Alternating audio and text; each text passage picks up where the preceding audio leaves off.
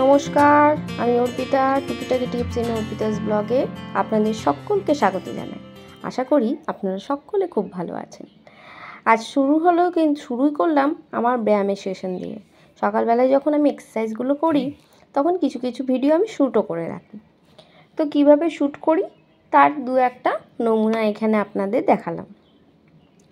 জানেন, বেশিরভাগ আমাদের যে প্রবলেমটা হয় সেটা হলো তলপেট কমাতে প্রবলেম। বাচ্চা হয়ে যাবার পর এই তলপেটটা আমাদের মেয়েদের কাছে খুবই প্রবলেম্যাটিক কমানোটা। তো সেই কারণে তলপেটের ব্যায়ামগুলো কমানোর ব্যায়ামগুলো একটু বেশি পরিমাণে আমাদের করতে হবে। তো তাই করি। যেমন কপালভাতিটা করি, তারপরে এই যে প্রথম যে এক্সারসাইজটা আপনাদের দেখলেন আপনারা, যে ডান পা দিয়ে পাটা ছড়িয়ে বসে ডান হাত দিয়ে বাঁ পা আর বাঁ হাত দিয়ে ডান পা ধরতে হবে, তাহলে পেটটা কমবে। আবার দেখুন, এইটা একটা কিন্তু খুব ভালো পেট কমানোর এক্সারসাইজ। ঠিক আছে, যে হাতে বল নিয়ে সাধারণত করতে বলে, এগুলো যারা মাঠে দৌড়ায়, ফুটবলার তাদেরকে বেশি এই এক্সারসাইজটা করায়। তো যাই হোক, এইগুলো করলে পেটটা কমবে বলে সেই আশাতেই আমি করি। রবিবার মানেই ওমবাবু ঘরে থাকবেন, আর ওমবাবু ঘরে থাকবেন মানেই সারা দিনটা আমার ওর পেছনে চিৎকার করতে করতেই চলে যায়। তাই রান্নাটাই আগে আমরা তাহলে রান্নাটা শুরু করি। আজ রবিবার, ভেবেছিলাম অন্য কিছু করব, বাট ডিম আছে, অনেক দিন ডিমের ঝোল খাইনি, আজ একটু ডিমের ঝোল রান্না করব। কড়াইটা দেখে নিলাম যে গরম হয়েছে কি না, দিয়ে যেহেতু আমি ডায়েটে আছি, আপনারা সকলেই জানেন আমার ব্লগস যদি ফলো করছেন, তাই 2 চামচ তেলেই কিন্তু আপনাদের রান্না দেখাবো ডিমের ঝোল, এবং ততটাই কিন্তু সুস্বাদু হয় খেতে। আপনারা খেয়ে দেখবেন। মশলাটা আমি মোটামুটি ঝিরিঝিরি করে কেটে নিয়েছিলাম। তেলটা ওপরে একটু তেজপাতা আর বাকি যা দেওয়ার সেগুলো সব দিয়ে নিয়েছিলাম। মশলার মধ্যে কিন্তু আমি দিয়েছি শুধু ধনে গুঁড়ো, হলুদ গুঁড়ো আর শুকনো লঙ্কা, কাশ্মীরি শুকনো লঙ্কা গুঁড়ো। ঠিক আছে, আমি কিন্তু জিরে গুঁড়োটা দিই না ডিমের ঝোলে। ঠিক আছে, আর গোটা গরম মশলা আর তেজপাতাটা ফোড়ন দিয়েছিলাম। আলুটা আগে সেদ্ধ করে নিয়েছিলাম, সেই আলুগুলো ডুমো ডুমো করে সেদ্ধ করা আলুগুলো দিয়ে এবার আমি নাড়তে থাকবো। জানেন তো, আমি যেখানে থাকি সেখানে কত রকমের যে পাখি দেখা যায়। পাশেই আমার একদম দেখিয়েছি আপনাদেরকে যে আমার পুকুর আছে, তো পুকুরে মাছরাঙা থেকে শুরু করে কত রকমের যে, কখনো হলুদ রঙের পাখি, কখনো অন্য পাখি, এত রকমের পাখি দেখতে পাওয়া যায় যে কল্পনা করতে পারবেন না। তো সেইগুলো বেশ এনজয়ও করি। আর পাশে পেছনে নিশ্চয়ই আপনারা ব্যাকগ্রাউন্ড মিউজিক শুনতেই পান, মুরগির ডাকের, তারপরে কোকিলের ডাকের, নাকি বলুন, যখন ভয়েস ওভার করি তখন মাঝে মাঝেই ওই শব্দগুলো আপনারা আশা করি শুনতে পেয়েছেন। যাকগে, এবারে মোটামুটি ভাজা নেড়ে নেড়ে যখন মশলাটা দেখবো একদমই দেখুন গায়ে লাগা হয়ে যাবে, তখন আমরা ওই একটুখানি নুন দিয়ে তখন নাড়াচাড়া করব, দিয়ে পরে কাঁচা লঙ্কা দুটো দিয়ে দেবো। আর আমার যেহেতু বাচ্চা আছে, জানেনই ঝাল খায় না, তো সে কারণে আমি গোটা কাঁচা লঙ্কা দিব। ঠিক আছে, গোটা কাঁচা লঙ্কা দিয়ে একটু ভাজা হবে। তা করতে করতেই আমি লাস্টে জল ঢেলে দেবো। আর একটু আমাদের ঝোলের খাবার প্রবণতা আছে, সেটা তো আপনাদেরকে বললামই। কারণ ঝোল না খেলে না, যেহেতু কখনো কখনো এমনও হয় যে ডিম হলে শুধু ডিমের ঝোল ভাত করে নিলাম, একটা ভাজা করে নিলাম, মাছ হলে শুধু মাছের ঝোল ভাত করে নিলাম, একটা শাক করে নিলাম বা একটু চাটনি করে নিলাম, এমনিও হয়। তো সেই কারণে ঝোলটা দিয়ে, যেহেতু ভাতটা খাই আমরা বেশিটাই, তো সেই কারণে আলু দিয়ে একটু ঝোল খাওয়ার প্রবণতাটা আমাদের বেশি।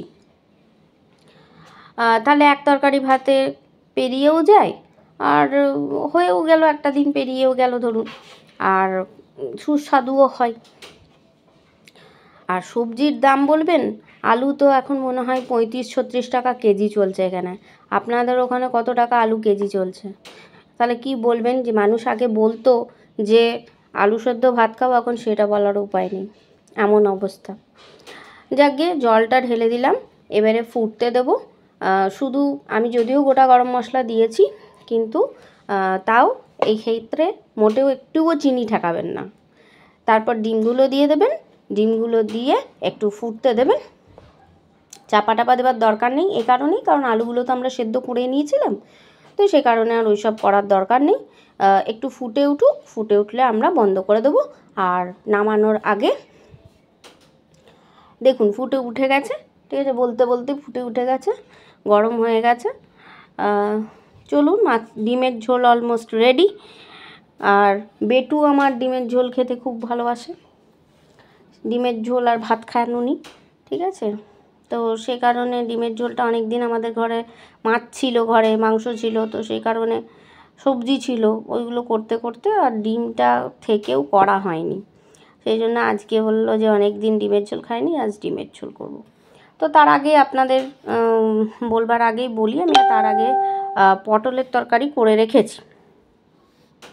তো আজকে ওই জন্য পটলের তরকারি আর ডিমের ঝোলই হলো। গোটা গরম মশলা দিলাম দেখুন একটুখানি, আর তারপরে এই লাস্টে নামাবার সময় একটুখানি শাহি গরম মশলা যেটা আছে সেটা ইউজ করি, সেটা দিয়ে দিলাম, তাহলে গন্ধটা স্মেলটা খুব ভালো আসে। তো এটা দিয়ে এবারে বন্ধ করে ঢাকা দিয়ে দেবো, বন্ধ করে রেখে দেবো, আর কিছু করার নেই। হয়ে গেছে কমপ্লিট আমার রান্না।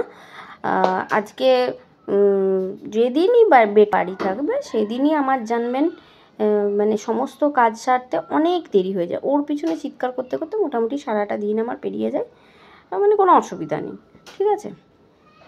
সেদিন রান্না করতে দেরি, সেদিন খেতে দেরি, ওই জন্য আজকে চিন্তা করে নিয়েছিলাম যে আমি আগে রান্নাটা কমপ্লিট করে নেব। চলুন, প্রায় 6টা বাজছে। এই সামনের মাঠটাতে দেখুন বাচ্চারা সবাই খেলা করে, মাঠটা ভালোই বড়। আমি আর বেটু চললাম এখন বেটুকে আঁকা শেখাতে, ড্রয়িং ক্লাস, একটু হেঁটে যেতে হয়। আর এইদিকে দেখুন কি অবস্থা, এত এত জল নষ্ট হচ্ছে, আর টুকটুক করে কি সুন্দর পেরিয়ে গেল জানেন। সেই বেটুকে বলছি এবার তুইও শিখবি। চলে এসেছি, বেটুর স্যার ওই দেখুন ওখানে বসে আছে, আর উনি দেখুন ওই যে পিঙ্ক কালারের ব্যাগ দেখতে পাচ্ছেন, ব্ল্যাক কালারের টি শার্ট, উনি বসে বসে এবারে আঁকা শিখবার জন্য ঢুকেছেন। আমরা বাইরে অপেক্ষা করব, বসে থাকব। এখানে জানেন এদের একটা ক্লাব, তো ক্লাব ঘরে শেখায়, তো সেখানে ক্যারেটেও শেখানো হয়। তো আমি যেদিনকে গেছি সেদিনকে দেখছি ক্যারেটে ক্লাসটা তখনও শেষ হয়নি, তাই ভাবলাম আপনাদেরকেও একটু দেখাই। খুব সুন্দর বাচ্চা, কত ছোট ছোট বাচ্চাগুলো জানেন ক্যারাটে শিখছে এখন, খুব ভালো লাগে আমার নিজের পার্সোনালি ক্যারাটে শেখানোর খুব ইচ্ছা ছিল, কিন্তু বাচ্চাটার চোখের প্রবলেমের জন্য একটু দোনোমনোই করি, যদি বাই চান্স লেগে যায় বা কিছু হয়। ওই দেখুন মাঝে যিনি দাঁড়িয়ে আছেন উনিই হলেন স্যার, এখানে শেখান, অনেক স্টুডেন্টই আছে। চলুন আবার ফিরে, তো সব রান্না বান্না, রাতের রান্না আছে, ফিরবো শেষ হলেই। এখানেই ব্লগটা শেষ করছি।